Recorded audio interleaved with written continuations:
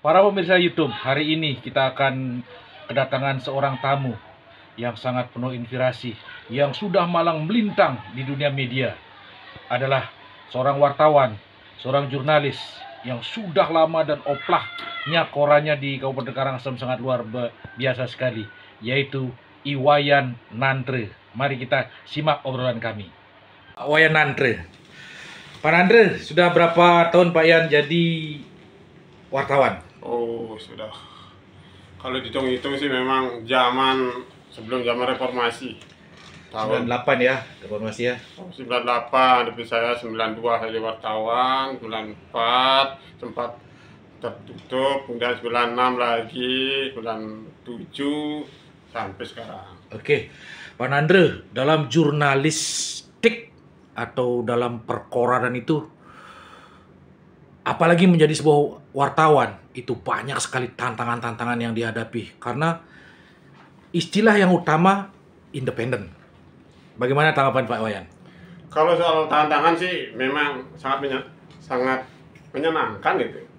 Yang terpenting kan kuncinya adalah bagaimana kita bekerja di dunia pers, berpegang pada undang-undang pers.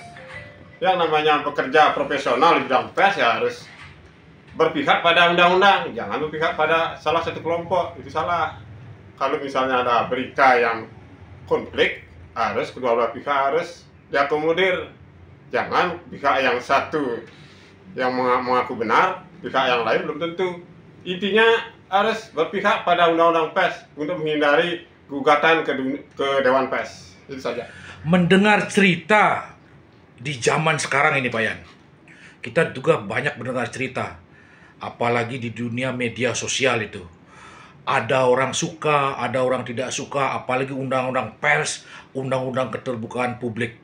Satu sisi, ada yang sangat senang, ada yang tidak. Untuk menghadapi orang yang tidak suka dengan isi berita kita, bagaimana Pak Yan?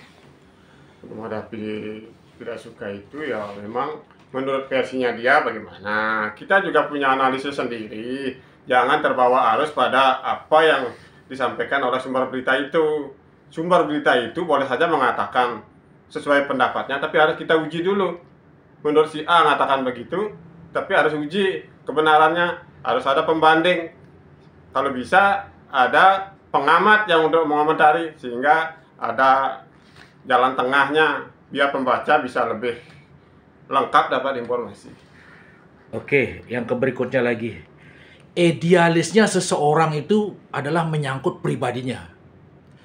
Nah, satu sisi pernah nggak Pak Yan menulis berita bertentangan dengan hati nurani, pikiran, perasaan, dan kalbu itu? Gimana komennya? Kalau bertentangan dengan hati nurani sudah sering. Artinya kadang-kadang tidak masuk akal, tapi masyarakat memaksakan bahwa itu menurut mereka itu benar. Tapi tetap saja ada akomodir, yang penting ada perimbangannya. Itu menurut dunia pers yang benar. Si A mengatakan ke timur misalnya, yang benar adalah ke barat, cari pembandingnya biar berimbang, biar masyarakat mendapatkan informasi yang tidak sepihak.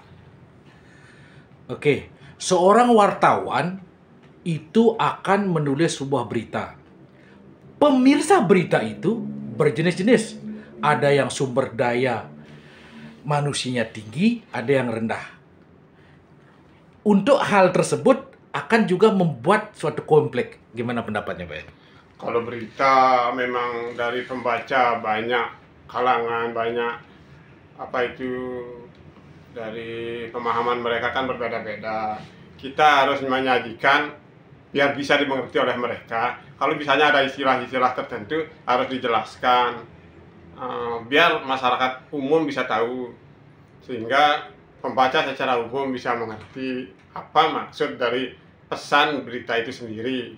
Jangan istilah-istilah hintre kita paksakan, hanya dimengerti oleh orang menengah ke atas, menengah ke bawah juga harus kita perhatikan, sehingga berita itu bisa dibaca oleh banyak kalangan, banyak golongan.